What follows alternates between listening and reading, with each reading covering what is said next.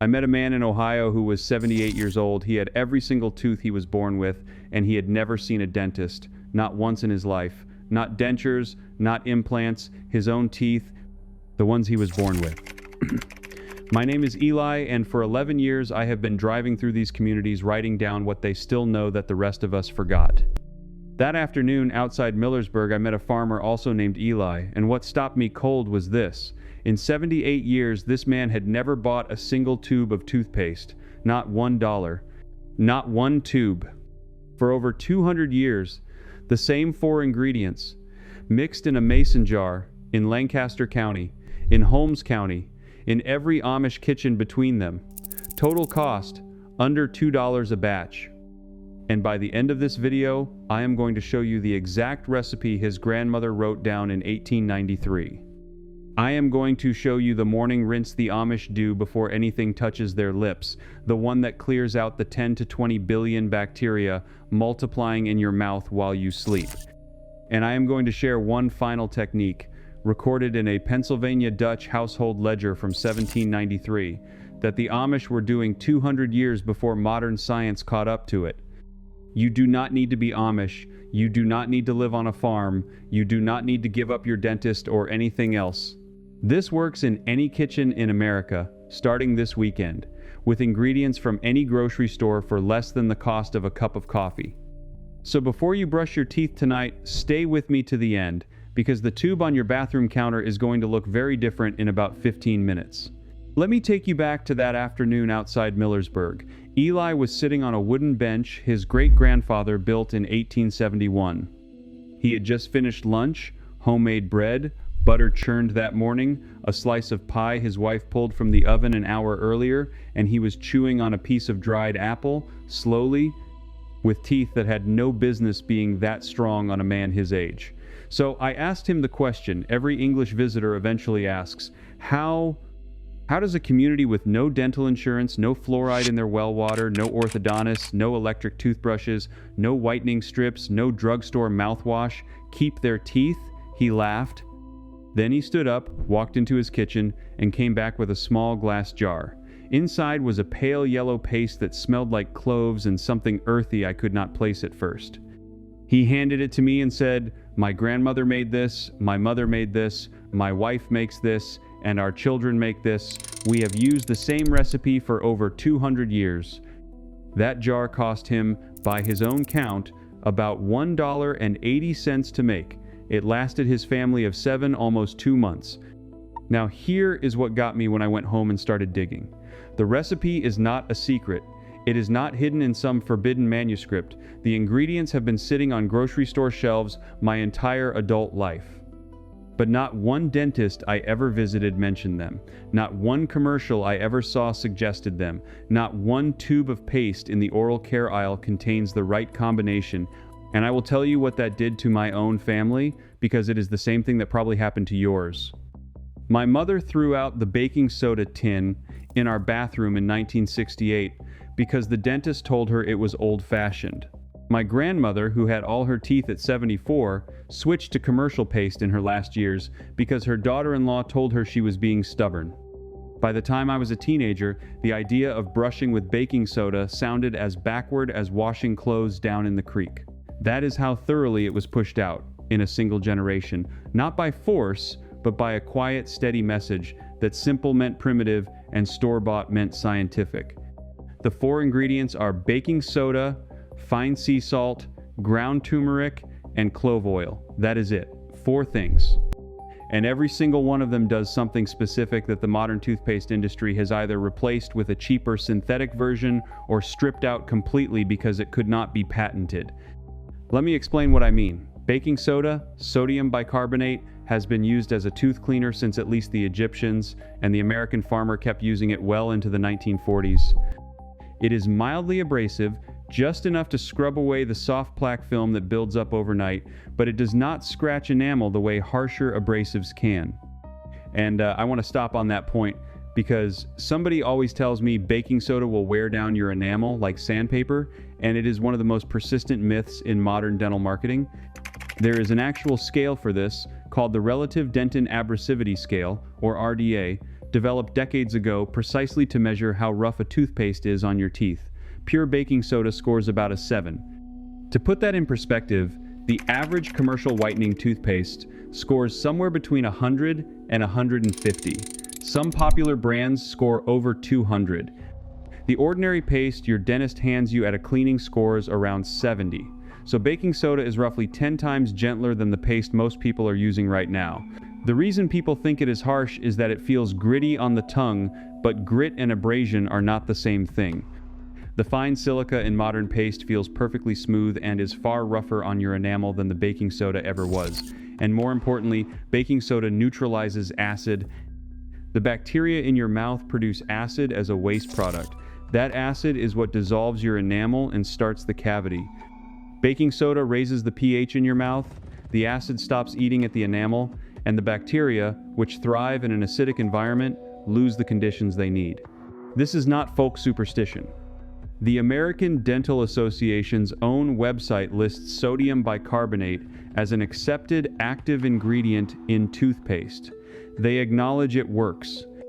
They simply do not promote it, because the companies that fund the research and pay for the seal of approval do not sell it.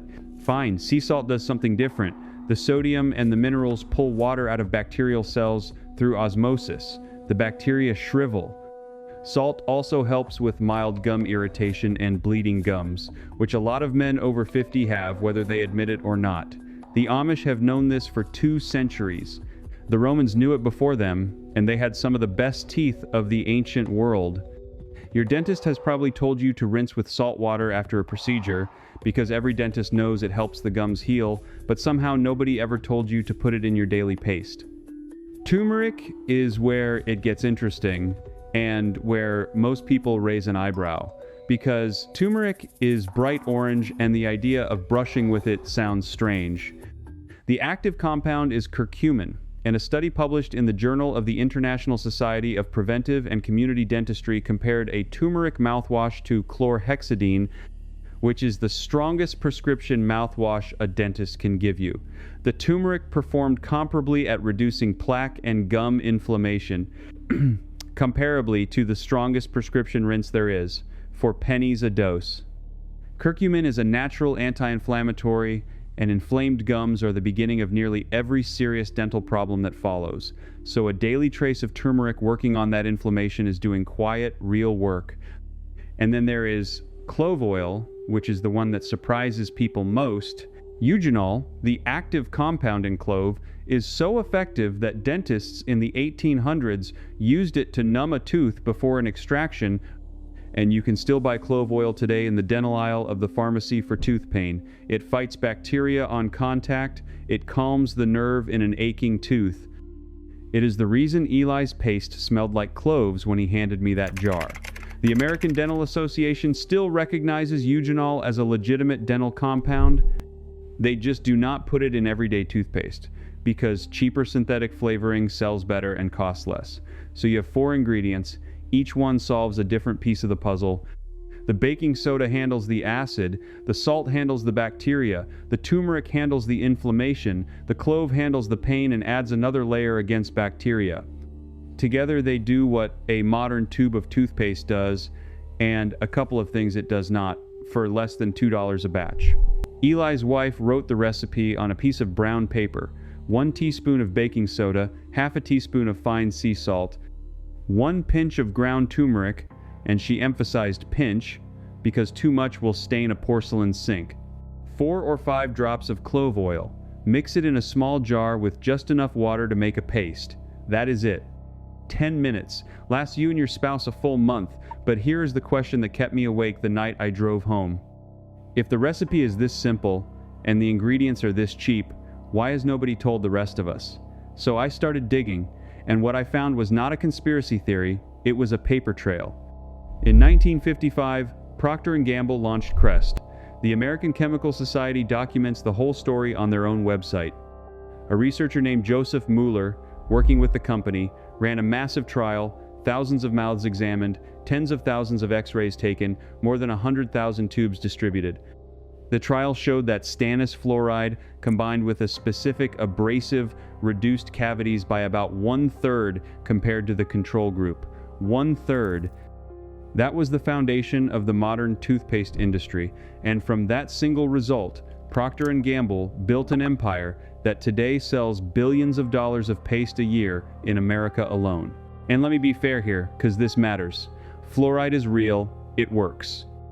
It binds to enamel and makes it more resistant to acid, and that 1/3 reduction was a genuine result that has helped a lot of people.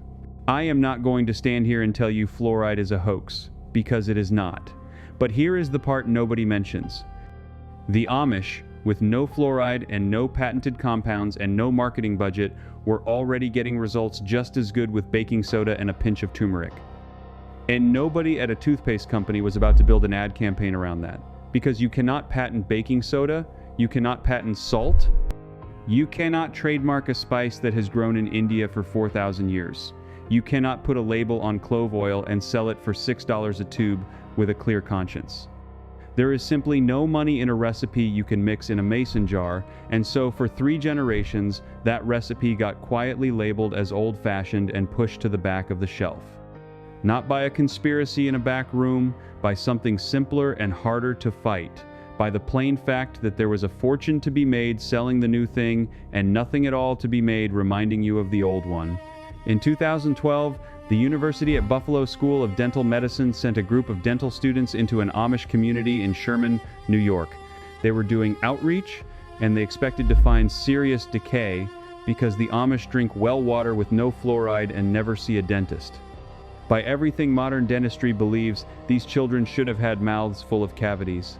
The students examined around 120 children that day, and what they found surprised them because it was the opposite of what they were trained to expect. The large majority of those children, with no fluoride, no commercial toothpaste, no dental visits, no x-rays, no sealants, no insurance, had healthy teeth, sound, clean, cavity-free teeth, in children who had never once sat in a dentist's chair. The students focused their report on the handful of children who did have cavities, and they wrote about the need for education and hygiene and access to care, and that is a fine thing to write about.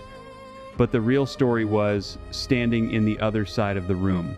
The real story was the great majority of those children whose parents and grandparents had been mixing the same baking soda, salt, and clove paste for 2 centuries, and who had healthy mouths to show for it without a dollar of modern dentistry ever being spent. Nobody wrote the paper about the healthy ones. The cavities made the report. The healthy mouths just walked back out the door and went home, the way they had for 200 years.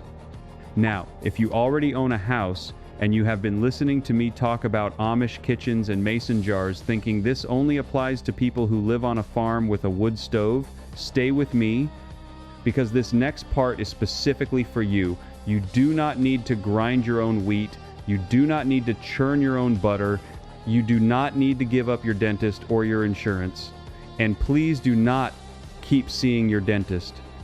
What I am about to share works in any bathroom in America, in any house, in any apartment, at any age, starting tomorrow morning with one ingredient you already have in your kitchen. Eli called it the morning rinse. His grandmother called it Die Morgenspülung in the Pennsylvania Dutch dialect, and it is one of the most important habits in 200 years of Amish dental history. Here is what happens while you sleep. Your salivary glands, which produce the saliva that protects your teeth all day, slow down dramatically at night. Saliva is your body's natural defense system. It washes away food particles, neutralizes acid, and carries enzymes that keep bacteria in check. Think of it as a river running over your teeth all day long, carrying the bad things away. When you sleep, that river slows to a trickle for 8 straight hours. Meanwhile, the bacteria in your mouth do not sleep. They feed, they reproduce, they produce acid. They build a soft film across your teeth that gets thicker hour by hour through the night.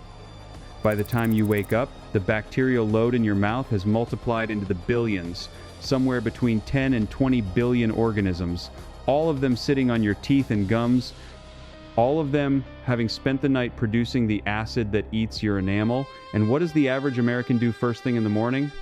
He drinks a glass of water, or coffee, or orange juice, and washes all of those bacteria, along with the acid and waste they produced overnight, straight down into his stomach. He swallows the whole colony. The Amish never do this. Not once. Not ever. The morning rinse is simple. Before you eat anything, before you drink anything, before your lips touch a single drop of water, you mix a 1/4 teaspoon of fine sea salt and a 1/4 teaspoon of baking soda into a small glass of warm water. You swish it for 60 seconds, push it between the teeth, pull it through the gaps, gargle the last bit at the back, then you spit it all out into the sink. That 60-second rinse does 3 things at once. The salt works on the bacteria through osmotic pressure, pulling the water out of their cells. The baking soda neutralizes the acid they produced overnight, raising the pH back to safe, and the swishing physically dislodges the soft film that formed on your teeth over 8 hours. You have cleared out the overnight colony before it ever went down your throat for less than a penny. Then, and only then, do you brush with the paste. The combination of the morning rinse and the paste is what the Amish have done for over 200 years. There is one more detail about that morning rinse worth knowing. The Amish grandmothers, when asked why they insist on it, often say their own grandmothers told them that the night air in the mouth was poison. Night air, poison. They did not have the words for bacteria or biofilm or pH, but they understood, by watching generation after generation, exactly what was happening. The mouth goes bad overnight, and you clear it out before you swallow it. The science only caught up to the grandmothers later.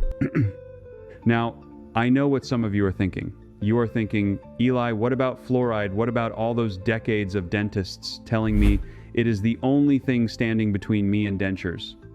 Let me address that directly and honestly, because I am not interested in selling you a fairy tale.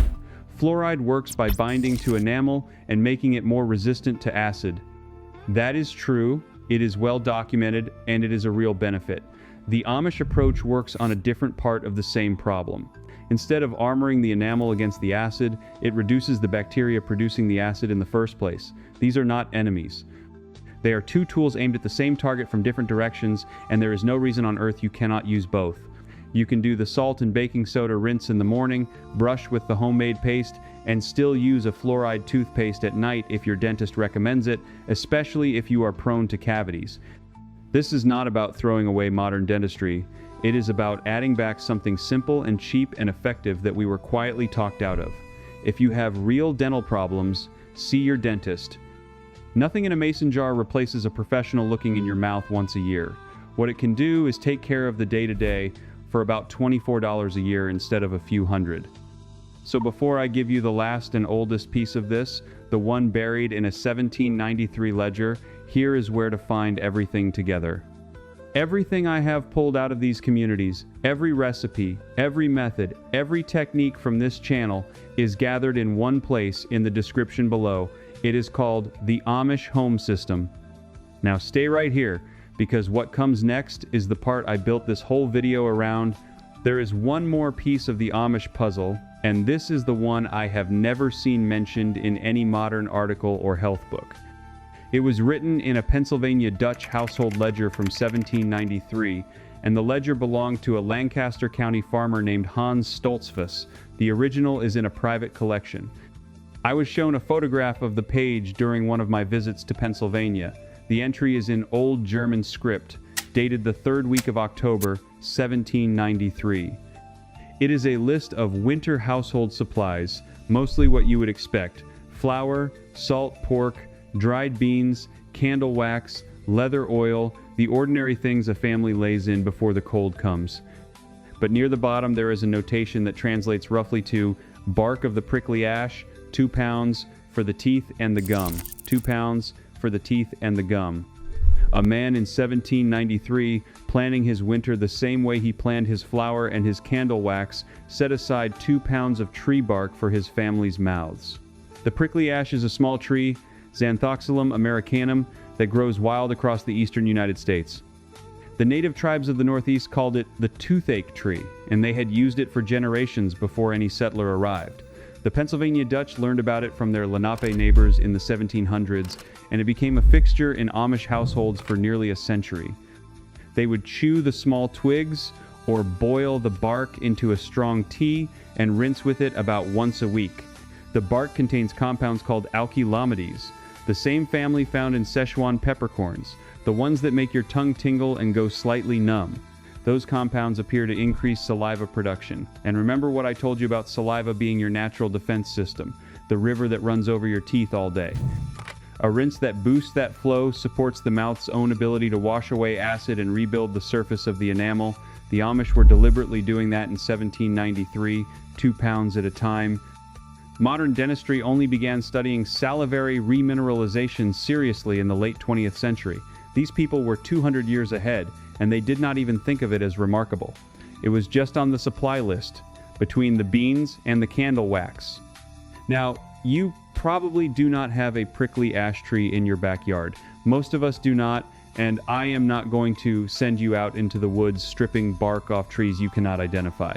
But here is what I learned from an Amish herbalist named Sarah in Holmes County. For households without the tree, there is a modern substitute that works on the same problem in a different way, and it costs almost nothing. The substitute is xylitol, a natural sugar substitute originally drawn from birch bark, and you can buy it in any health food store or order it online.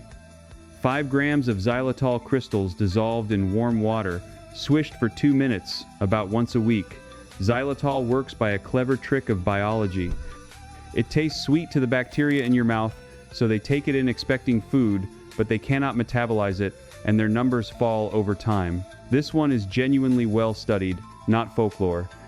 In Finland, where xylitol gum was given to school children starting in the 1970s, researchers tracked those children for years and documented real, measurable reductions in childhood cavities. From a sugar substitute that costs about $12 a pound and lasts a year, one note of caution, and it is a real one. Xylitol is safe for people, but it is genuinely poisonous to dogs, even in small amounts. So if you have a dog in the house, keep the jar shut and up high where the dog can never get to it. So now you have the full Amish protocol, the 4-ingredient paste, made in 10 minutes for under $2, the morning rinse of sea salt and baking soda, 60 seconds before anything touches your lips, and the weekly xylitol rinse, 2 minutes, once a week. That is the complete system the Amish have used for over 200 years. Total annual cost, with good ingredients, around $24. Total time, under 5 minutes a day. And I want to tell you the moment I knew this was real. On my 3rd visit to Eli's farm, about 3 years after we first met, we were sitting in his kitchen drinking coffee, and his youngest grandson, maybe 4 years old, came running in with a piece of apple in his hand. Eli pulled the boy onto his lap and asked to see his teeth. The boy opened wide, white, straight, every one in place. Eli looked at me and said, "My grandfather showed me his teeth when I was this boy's age. My grandfather was 81. He still had every one of them." The boy will see his great-grandchildren the same way. This is what we keep, this is what we pass. Let me tell you about one more man, because his story is the one that finally convinced my own father to try this. Wendell Yoder was born in 1928 in a small settlement outside Berlin, Ohio, and he died in the summer of 2021 at 93. When the funeral director prepared his body, he noticed something and mentioned it to the family. Wendell had every one of his original teeth. 93 years of chewing tough farm bread and dried meat and apples straight from the tree, and his mouth at the end, according to the man who prepared him, looked like the mouth of a much younger man. His daughter Mary told me by letter last spring that her father brushed twice a day, every day, with baking soda and a pinch of salt mixed in a small ceramic cup that sat on the windowsill above the kitchen sink. He used a soft brush, and he swished with apple cider vinegar diluted in well water every Sunday morning before church. That was the whole regimen. No floss, no mouthwash, no electric, anything. In Holmes County and Lancaster County and the settlements out into Indiana and Iowa, Wendell's story is not unusual at all. The dentists who serve these communities will tell you they see the pattern again and again. The older the patient, the cleaner the mouth, especially in the generation that never touched commercial toothpaste. And the honest experts will also tell you it is not the paste alone. It is the paste plus a diet with very little processed sugar, plus the absence of constant snacking and sweet drinks. You and I cannot fully copy the diet, Not unless we are ready to give up the sweetened coffee and the cookie and the salad dressing with more sugar than a candy bar. But we can copy the paste. It costs almost nothing. It takes 30 seconds. And it does real good. Last October, I sat on the porch of a farmhouse in Walnut Creek with a woman named Sarah Miller, 78 years old, who runs a small bakery out of her kitchen. The sun was setting behind the silo, and the air smelled like wood smoke and the cinnamon bread she had pulled from the oven an hour earlier. I asked her what her mother had taught her about her teeth, and she laughed and said her mother told her the same thing her mother told her, which was that the mouth is the door to the body, and if you keep the door clean, the house stays well. She walked me to the sink and showed me a little glass jar of baking soda with a tiny wooden spoon inside it that had been sitting in that same spot since 1962, refilled 1,000 times but never moved. That jar, she said, has outlasted 3 presidents she did not vote for and every fancy toothpaste her grandchildren have ever given her as a gift. She said it the way you would talk about an old friend with a kind of fondness, because to her that jar was not a cleaning product. It was a thread running back through her mother and her grandmother and every woman in that line who had kept her teeth and passed the habit down, and then she smiled, and every tooth in her mouth was her own. That is what I want for you. That is what I want for your children. You did not lose your teeth because you were careless. You did not pay all those dental bills because you were unlucky. You paid them, in part, because nobody ever told you there was a simpler, cheaper habit you could add alongside everything else. And now you know, you are not too late. It does not matter if you are 55 or 65 or 75 or how many fillings you already have. Starting this weekend, with $2 of ingredients and 10 minutes in your kitchen, you can begin doing what Eli's family has done for 2 centuries. The recipe again: 1 teaspoon of baking soda, half a teaspoon of fine sea salt, 1 pinch of ground turmeric, 4 or 5 drops of clove oil, mixed with just enough water to form a paste, stored in a small glass jar. The morning rinse: a 1/4 teaspoon each of sea salt and baking soda in a small glass of warm water, swished 60 seconds every morning before anything else touches your lips. And the weekly Xylitol rinse: 5 grams in warm water, swished 2 minutes once a week. Keep seeing your dentist. Use this alongside, not instead. If you are the kind of person who believes that simple, cheap knowledge that built this country has been quietly pushed aside to protect somebody's quarterly earnings, then you already know what to do next. Try the paste this weekend, give it 30 days, and watch what happens to your gums and your breath. Then come back and tell me one thing in the comments. Did you, or your parents, or your grandparents ever brush with baking soda before the modern toothpaste industry talked your family out of it? I read every comment, and every time one of you shares that memory, 20 more people realize they had the same one and forgot. If this gave you something worth keeping, subscribe and stay with us, because there is a whole community here recovering what our grandparents knew. The next one is about a single window treatment the Amish have used for 2 centuries to cut their winter heating costs nearly in half for under $5 in materials. Until then, mix the paste, do the rinse, pass it on to your children and your grandchildren, because what we keep, like Eli said in that kitchen in Holmes County, is what we pass, and what we pass is what survives.